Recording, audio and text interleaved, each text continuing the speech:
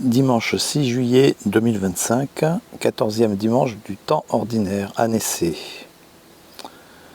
Lecture de la Bible, Évangile selon Luc, versets 1 à 20 du chapitre 10.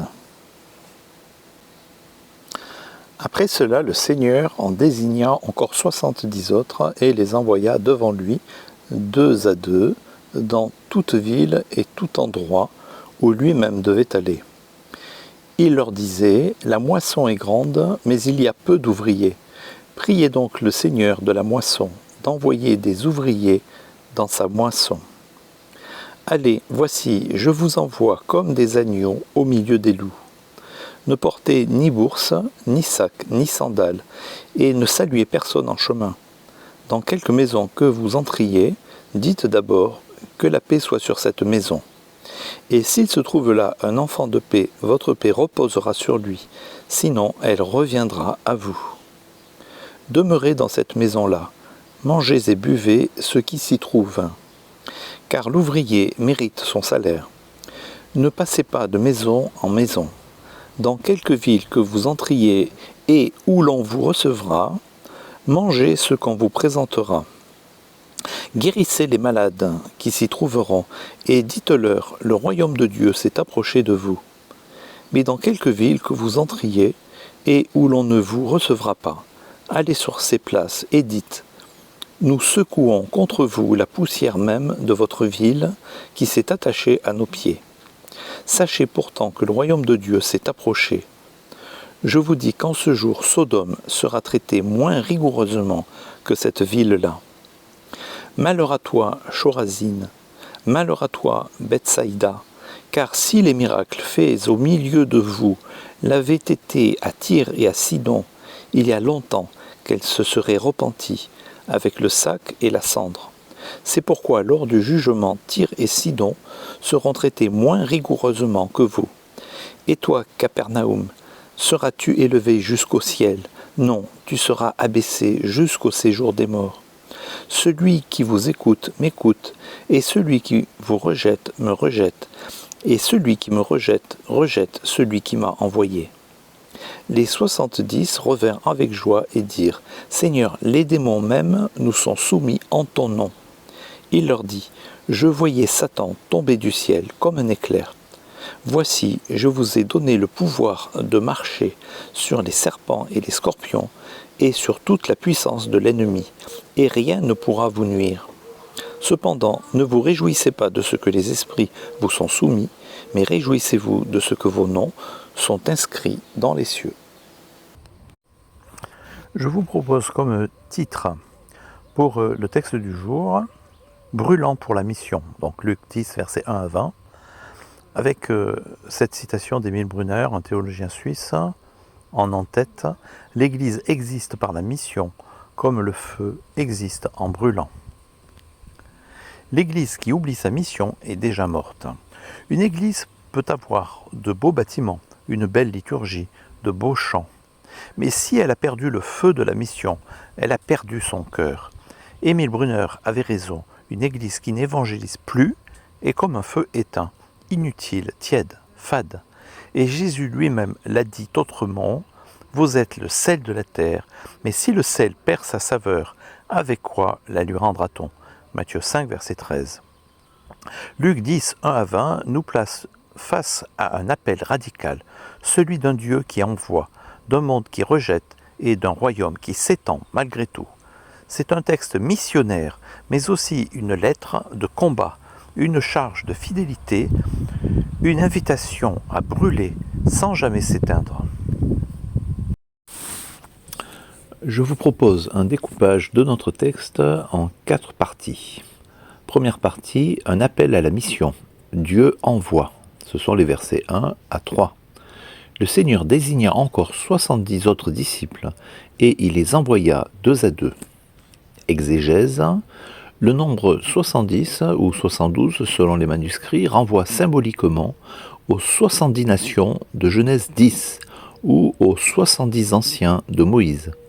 C'est un envoi vers toutes les nations, une anticipation de la mission universelle de l'Église. 2 à 2. Selon la loi juive, un témoignage n'est valable qu'à 2 témoins.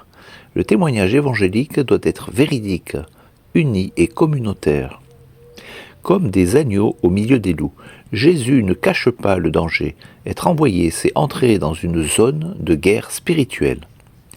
Application. L'Église est essentiellement envoyée. Elle ne peut pas se replier sur elle-même, ni vivre pour son confort. Chaque membre est un témoin, un porteur de l'Évangile, un envoyé de Christ. Illustration. Lorsqu'un feu est trop bien couvert, il s'éteint. L'Église ne peut pas s'abriter trop longtemps. Elle est faite pour brûler dehors. Deuxième partie, ce sont les versets 10 à 15. Une mission dans un monde semblable à Sodome et Gomorrhe. Verset 12. Il y aura au jour du jugement plus de miséricorde pour Sodome que pour cette ville-là. Exégèse. Les villes qui rejettent les envoyés du Christ sont comparées à Sodome, symbole de dépravation, idolâtrie et rébellion. Jésus mentionne Chorazin, Bethsaïda, Capernaum, villes religieuses mais endurcies, indifférentes à l'Évangile. Le jugement est plus sévère pour ceux qui ont entendu mais ont rejeté la lumière. Application. Notre société moderne ressemble de plus en plus à Sodome. Culte du corps, rejet de la vérité, inversion morale, moquerie contre Dieu, persécution croissante. Et pourtant c'est dans ce monde que Dieu nous envoie. Illustration. Comme Lot dans Sodome, nous sommes appelés à rester justes, lumineux, courageux, même si nous sommes seuls. Troisième partie, la fidélité jusqu'au martyre, si nécessaire. Et ça, ce sont les versets 3 et 16. Celui qui vous rejette, me rejette, verset 16. Voici, je vous envoie comme des agneaux au milieu des loups, verset 3. Exégèse. Le rejet des disciples équivaut ici au rejet de Jésus lui-même, qui équivaut au rejet du Père, au rejet de Dieu. Il ne s'agit pas d'une opposition personnelle, mais d'une hostilité spirituelle contre Dieu. L'image de l'agneau au milieu des loups est volontairement choquante. Elle évoque le sacrifice, la vulnérabilité, la possibilité du martyre. Application. Le témoignage chrétien, s'il est fidèle, coûte. Moquerie, rejet, conflits dans les familles, sanctions sociales ou professionnelles, et parfois jusqu'à la mort. Mais nous sommes appelés à rester fidèles, même si le monde nous rejette. L'Église primitive a conquis l'Empire romain par la croix, pas par l'épée. Citation. Ce n'est pas la mission qui appartient à l'Église, c'est l'Église qui appartient à la mission. David Bosch. Quatrième partie, la persévérance dans l'attente. Dieu est patient. Versets 2 et 20. Priez le maître de la moisson d'envoyer des ouvriers. Verset 2. Réjouissez-vous de ce que vos noms sont écrits dans les cieux. Verset 20. Exégèse. Le champ est vaste, le monde entier est la moisson.